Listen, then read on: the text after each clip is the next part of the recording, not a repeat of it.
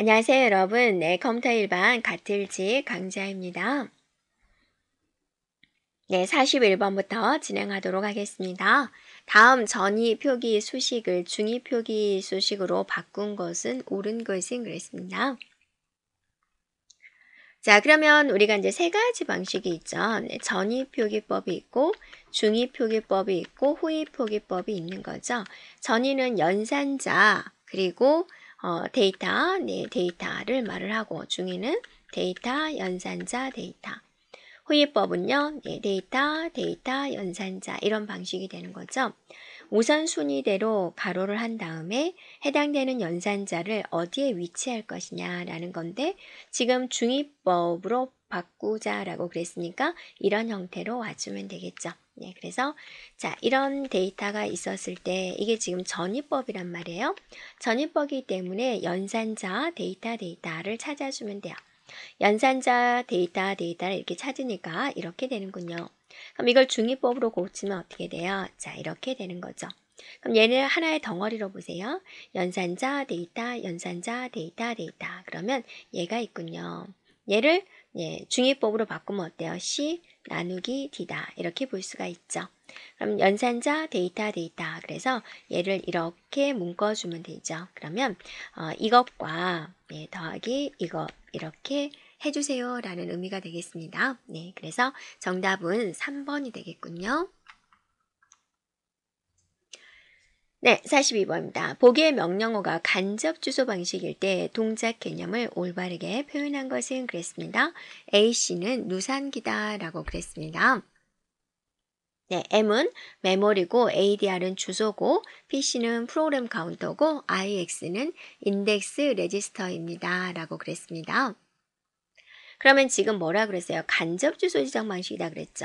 간접 주소 지정 방식이다. 예를 들어서 우리가 더하세요 100 이렇게 하면 100번지에 찾아가 봤더니 메모리 100번지에 가봤더니 200이 있더라. 한 번 더 200번지를 이렇게 찾아가면 내가 원하는 데이터가 있는 거죠. 그러니까 메모리를 몇 번 찾아가는 거예요? 2번 찾아가는 거예요. 그래서 메모리 이렇게 나와 있는 것을 이렇게 찾아주면 되는 거죠. 네, 그래서 정답은 3번이 되겠습니다. 네, 43번입니다. 네, 주격장치 내용이 다음과 같은 상태에서 다음번 명령어를 수행을 했을 때 각각의 주소 지정 방식에 따른 유효 주소와 A씨의 값은 옳지 않은 것은 그랬습니다. 이건 여러분이 굉장히 조심스럽게 살펴봐 주면 되는데요. 일단은 보면은 PC가 100을 가리키고 있습니다. 100번째 가서 이 명령어를 수행을 해요. 이 명령어를 수행하면 PC라는 것은 다음에 뭘 할 것인가를 가리키는 거잖아요. 그래서 이 100번째 있는 명령어를 진행하는 동안에 PC는 뭐가 되는 거예요? 101이 되게 됩니다. 그래서 400을 가져오세요 라는 거죠.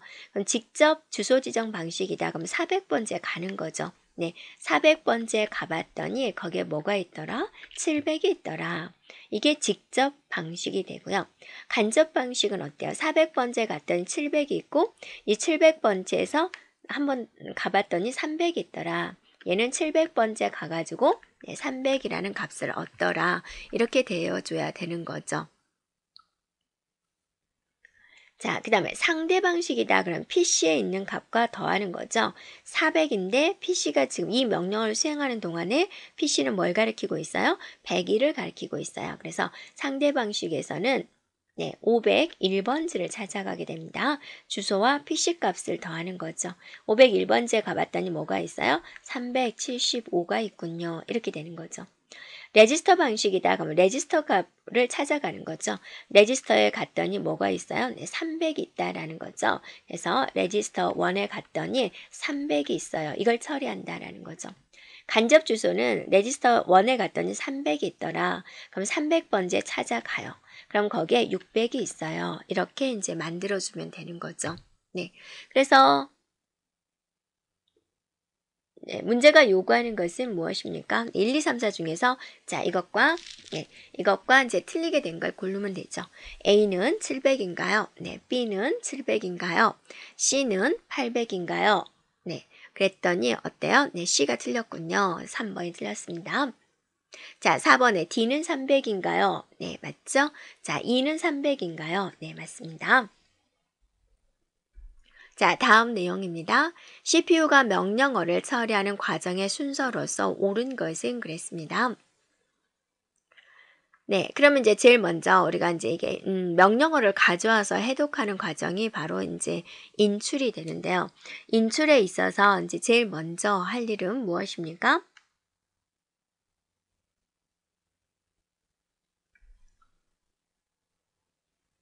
네, 프로그램 카운터 이거죠. 네, 프로그램 카운터 값을 MAR로 적재하는 것이다. PC에 있는 값을 MAR로 이제 보내는 거죠. 몇 번지의 명령어를 수행을 해야 되느냐라는 거고요. 자, 그 다음에 할 일은요. 네, 명령어를 읽어오는 거죠. 그래서 MBR로 적재하는 거다. 그래서 PC가 100번지다. 그럼 100번지를 넘겨주는 거고, 자, 그러면 메모리에 100번지에 찾아가면 거기에 어떤 내용이 있을 것이다. 그 내용을 MBR에 넣는다라는 과정이 됩니다. 네, 그 다음에 이제 MBR에 어떤 것들이 있겠죠. 그러면서 이제 PC 값을 하나 증가시켜 주게 된다라는 거고, MBR에 들어있는 명령어를 이제 진행하기 위해서 명령 레지스터에 이제 이렇게 넣어주게 된다라는 거죠. 네, 그래서 그 다음은 바로 이 부분이 되겠습니다. 그래서 1번, 2번, 3번 이렇게 되는 거죠. 네, 그 다음에 이제 명령어를 해독해가지고 네, 그 결과에 따라서 네, 그 결과에 따라서 이제 연산을 수행하는 거고 인터럽트가 있는지는 이제 확인해 보면 되겠습니다. 그래서 정답은 3번이 되겠군요. 자, 44번입니다. 축소 명령어 세트인 RISC. RISC는 명령어 몇 개 안 되는 걸 가지고 프로그램을 구현하는 것을 말을 하고 있습니다. 처리 순서는 어떻게 될까라는 겁니다. 그럼 제일 먼저 네, 명령어를 프로그램 메모리에서 중앙 처리 장치로 이제 가져오게 되겠고요. 자, 명령어의 종류를 해독을 하게 되겠고, 자, 그 다음에 사용되는 P 연산자를 가져오게 되고요. 네. 그 다음에 이제 명령어를 실행을 하고 최종적으로 명령의 결과를 이제 저장을 한다. 자, 이런 순서대로 봐주면 되겠습니다. 네, 46번입니다. CPU의 클럭 주파수가 2GHz다라고 그랬고, 명령어당 평균 실행 클럭의 수는 1이다. 실행할 명령어의 수가 100만 개다라고 그랬습니다. 그러면 총 실행 시간은 얼마일까? 라는 건데 2GHz다라는 것은 뭐요? 1초에 이 클럭 펄스가 몇 번 일어났다? 2기가번 일어났다라는 걸 의미하는 거죠. 그러면 이제 우리가 필요로 하는 것은 시간입니다. 이거 한 번 일어날 때마다 실행 클럭의 수는 1이다라고 그랬으니까 한 번 일어날 때마다 명령어가 하나 실행된다라는 거예요. 그럼 이 시간은 얼마냐? 자, 1초에 2기가번 일어났는데 한 번 일어나면 몇 초인가요? 그럼 이건 어때요? 2기가분의 1초가 되겠다라는 거죠. 그래서 먼저 이 시간을 알아내 보도록 하겠습니다. 그러면 얘는 2분의 1 곱하기가 되는 건데 기가다 그러면 킬로, 메가, 기가 10의 3승, 10의 6승, 10의 마이너스 9승이 되는 거죠. 그래서 10의 9승이 이 기가가 10의 9승이니까 기가분의 1초니까 10의 마이너스 9승초가 된다. 자, 밀리, 마이크로, 나노 10의 마이너스 3승, 10의 마이너스 6승, 10의 마이너스 9승이 되는 거죠. 밀리, 마이크로, 나노. 그래서 얘는 0.5 나노세컨드다 라고 볼 수가 있죠. 그래서 이거 하나의 시간이 0.5 나노세컨드인데 이게 몇 개가 있다? 100만 개가 있다. 100에다가 하나, 둘, 셋, 넷 이렇게 되는 거죠. 그럼 0.5 나노세컨드에다가 얘가 하나, 둘, 셋, 넷, 다섯, 6개죠. 곱하기 10의 6승이 되겠다라는 겁니다.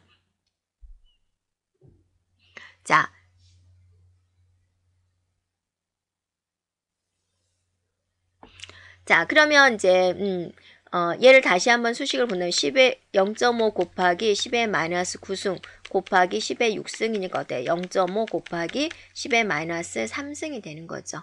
10의 마이너스 3승은 뭐라 그랬죠? 밀리라고 그랬죠? 그래서 0.5 밀리세컨드다 이렇게 볼 수가 있겠습니다.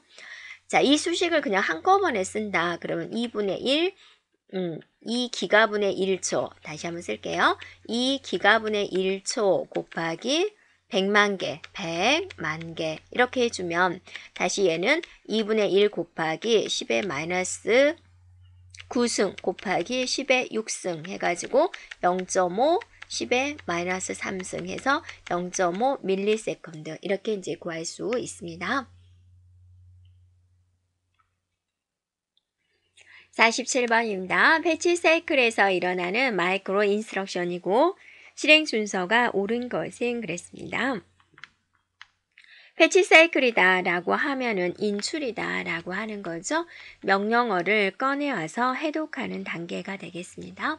그러니까 몇 번지를 이제 메모리를 찾아갈 거냐 결정을 해야 되겠죠. 그래서 PC가 가리키고 있는 번지를 MAR에 놓고 메모리에 해당되는 번지에 찾아가서 그 속에 있는 내용을 가져오는 거죠. 그러면서 PC는 이제 다음 준비를 위해서 하나 증가시켜 주고요.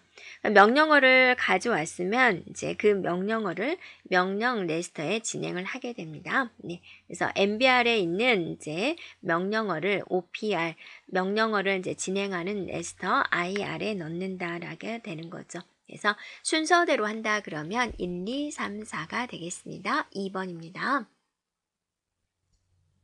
자, 다음 문제 보도록 하겠습니다. 컴퓨터 중앙 처리 장치는 4가지 단계를 반복적으로 거치면서 동작을 하게 되는데 이 4단계에 속하지 않은 것은 그랬어요. 자, 명령어를 가져온다, 인출이 되고 그거를 이제 실행을 한다가 되는 거죠.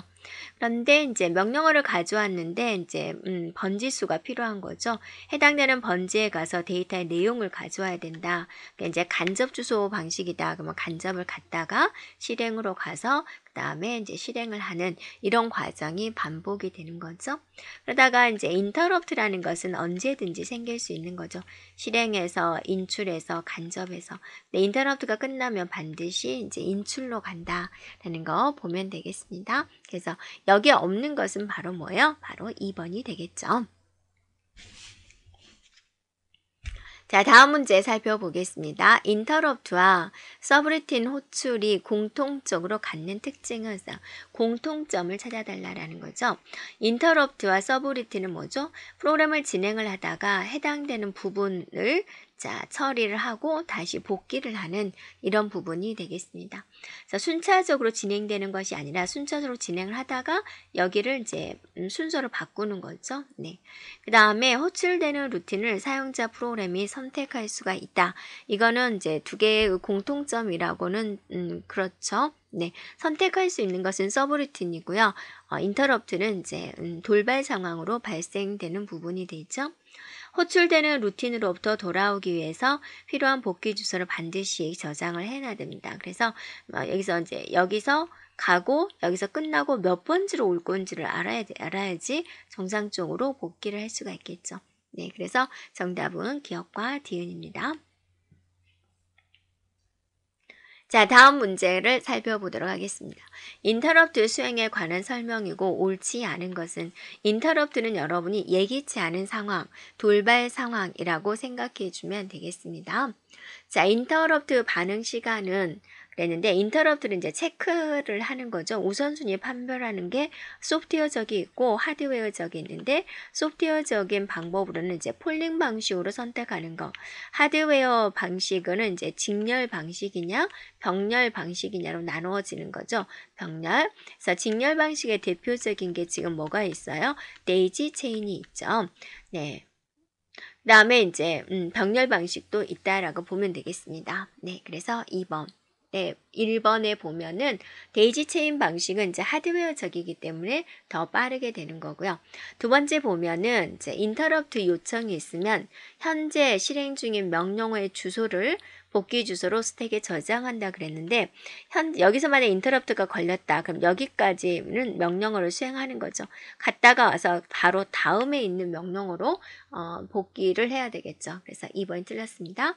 현재 실행 중인 명령의 주소가 아니라 현재 실행 중인 다음 주소죠. 네, 그걸 저장을 해야지 네, 복귀할 수 있겠죠. 정답 2번입니다. 다음 문제입니다. 인터럽트 발생 시 수행되는 작업 순서가 무엇이냐라고 그랬습니다.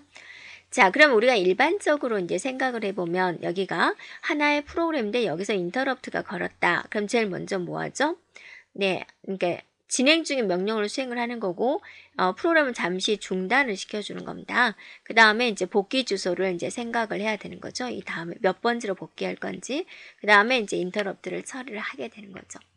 그래서 해당 인터럽트 서비스 루틴을 호출한다라고 그랬고, 현재 프로그램 카운트에 적재된 명령어의 주소를 스택에 저장한다. 복귀 주소가 중요하잖아요.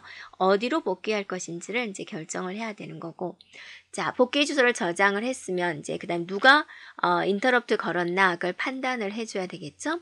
네, 그래서 해당되는 인터럽트 명령어를 수행을 하고, 자, 가장 중요한 것은 스택에 저장된 명령어의 주소를 프로그램 카운터에 이제 보내는 거죠. 네, 그럼으로써 프로그램 카운터는 다음에 이 명령어를 수행을 할 거야 라는 거죠. 그래서 인터럽트가 끝나면 그 다음에 있는 명령어를 진행을 하기 위해서 바로 이 부분을 처리를 하게 된다라는 겁니다. 그래서 맞는 것은 뭐가 되는 거요? 바로 3번이겠습니다. 자, 52번 문제입니다. 인터럽트 우선순위를 결정하는 폴링 방식에 대한 설명 중 옳지 않은 것은 그랬죠. 인터럽트 우선순위를 이제 결정하는 방법에 소프트웨어적인 방법이 있고 하드웨어적인 방법이 있고, 하드웨어적인 방법에는 이제 직렬 방식과 병렬 방식이 있습니다. 소프트웨어적으로 결정하는 것을 이제 우리는 이제 폴링 방식이다라고 하고, 직렬 방식을 이제 데이지 체인 방식이다라고 합니다. 그래서 폴링 방식은 이제 소프트웨어적인 것이죠.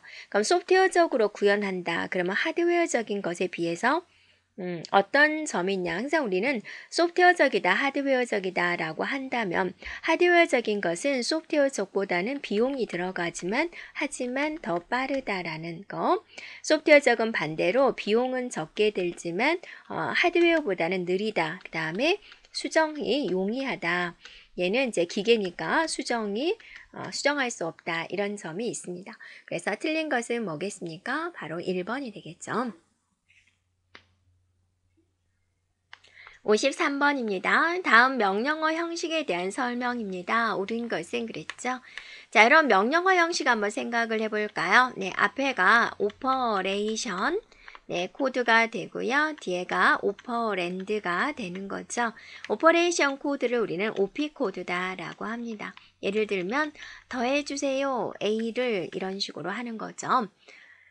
자, 1번은 맞을까요? 네, 명령은 보통 OP 코드 부분과 오퍼랜드 부분으로 나누어지고, 오퍼랜드는 수행해야 될 동작을 명시하는 부분이고, 좀 이상하죠? 동작은 바로 뭐죠? OP 코드가 되는 거죠.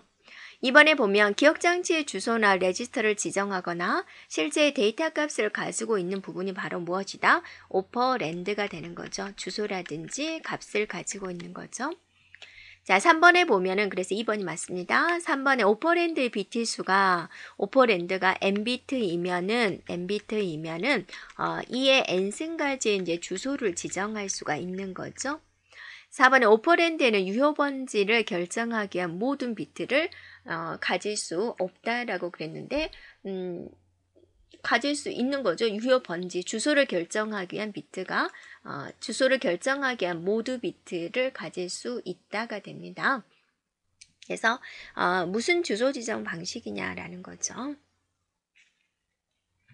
54번 문제 가겠습니다. 메모리 용량이 256메가입니다. 1워드가 32비트다. MAR과 MBR의 비트 수를 구하십시오 라고 그랬어요. 이게 메모리인데 얘가 256메가바이트입니다. 단위가 바이트. 1워드가 얘가 32비트. 네, 그러면 얘는 얼마일까? 라는 건데, 자, 32비트 하고 높이를 구하겠습니다. x를 하면 256 메가바이트가 된다. 단위를 통일시킬까요? 자, 그러면 32비트다. 그럼 얘는 4바이트가 되나요? 네, 4바이트 곱하기 x는 256메가바이트다. 이제 바이트 단위 빼고 이제 계산할게요. 2의 2승 곱하기 x는 256은 2의 8승, 메가는 킬로 메가 2의 20승이 되는 거죠. 고로 x는 얼마다? 2의 26승이 되는군요. 라는 거죠. 그러면 여기가 2의 26승이다 라는 거고 얘가 이제 가르키려면 얘가 26비트가 된다라는 거죠. 그래서 이게 이제 MAR의 크기 또 PC의 크기가 되고 얘는 MBR의 크기, IR의 크기 이렇게 되는 거죠. 그래서 MAR은 26이 되는 것이고 MBR은 32가 되는군요. 정답 3번입니다.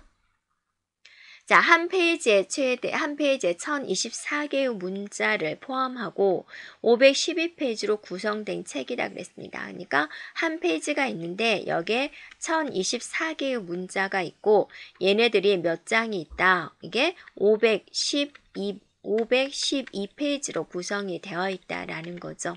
그러면 얘가 차지하는 바이트 수는 1024 곱하기 512가 될 텐데 유니코드 방식이다 그랬죠. 유니코드는 하나의 문자를 표현할 때 2바이트를 차지합니다. 그럼 총 용량은 이만큼이 되겠군요.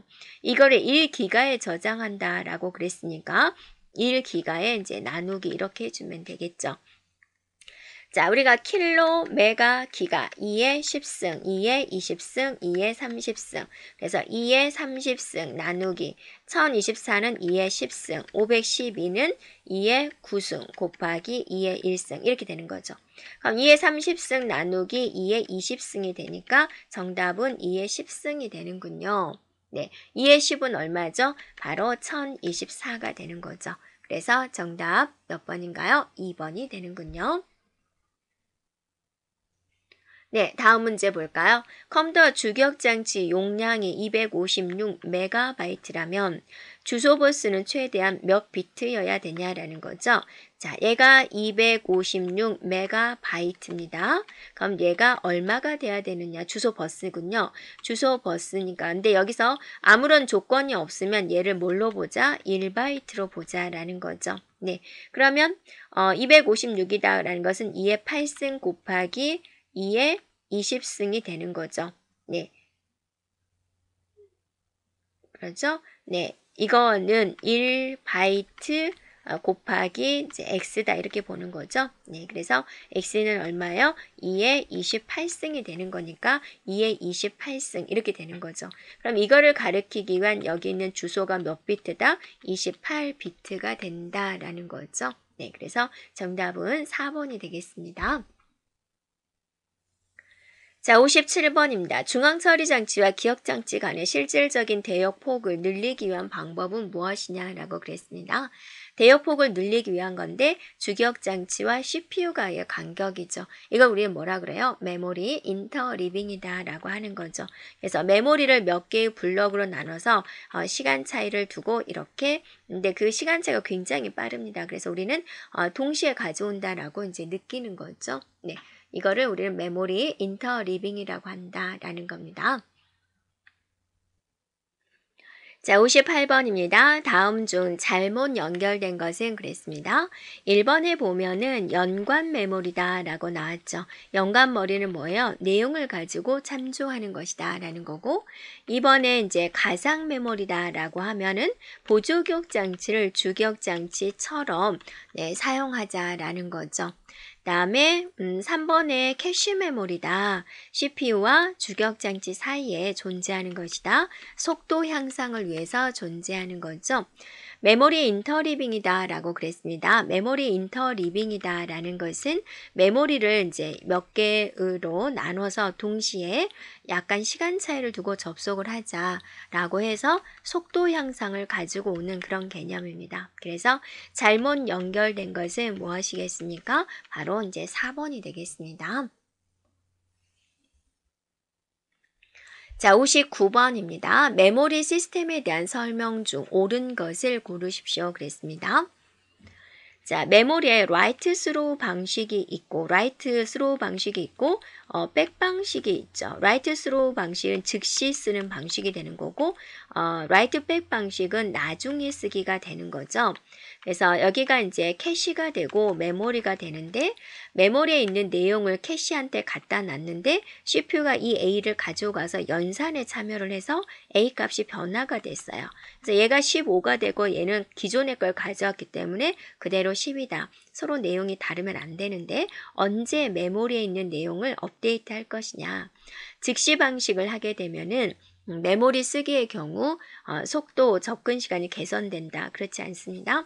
하여튼 메모리에 안 가야 되는데 이 내용이 자주 발생이 되면 계속 메모리에 가서 내용을 바로바로 바꿔줘야 되니까 시간이 개선된다라고는 볼 수가 없습니다.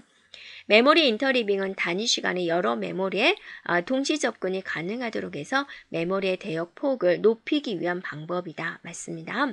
가상 메모리는 메모리의 주소 공간을 확장할 뿐 아니라 메모리의 접근 시간도 절약한다. 시간이 절약되진 않습니다. 가상 메모리다라는 것은 결론은 보조교육 장치를 쓰기 때문에 속도는 더 떨어지게 됩니다. 메모리 시스템은 CPU, 캐시, 주 메모리, 보조 메모리 순서대로 계층 구조를 이루고 있다라는 거죠. 그래서 옳은 것은 니은과 리을이겠군요. 자, 다음 문제입니다. 메모리 캐시가 캐시 메모리가 다음과 같을 때 캐시 메모리의 세 수는 하고 물어봤습니다. 자, 캐시 메모리의 분력이 64K가 되고 캐시 블럭의 키가 32가 됩니다. 캐시의 연관 정도는 4A 집합 연관 사상이다 라고 그랬습니다. 그러면 전체 메모리의 크기가 64다 그랬고 캐시 블럭이 얘가 32다 그랬죠. 얘가 몇 개씩 붙어 있다라는 거요? 4개씩 붙어 있다라는 겁니다. 그러면 32는 2의 5승이 되는 거죠. 2의 5승 곱하기 2의 2승 4개니까 그러면 얘는 2의 7승이 됩니다. 그럼 총이 64K죠. 여기 총 개수가 64K 나누기 2의 7승을 하면 얘가 몇 개가 나오는지 볼 수가 있죠. 64는 2의 6승이 되는 거고 K는 2의 10승이 되는 거죠. 그래서 이렇게 해보면 얼마가 나오나요? 16에서 7을 빼니까 2의 9승이 되나요? 네. 그래서 메모리의 집합의 개수는 2의 9승은 512가 되는 거죠. 이거 하나하나를 우리는 뭐라 그러니까 셋이라고 그러고 이거 하나하나를 블럭이라 그러니까 이 셋이 몇 개가 있다? 2의 9승계가 있어요 라고 볼 수가 있죠. 2의 9승은 얼마예요? 512입니다. 자, 여기까지 진행하도록 하겠습니다.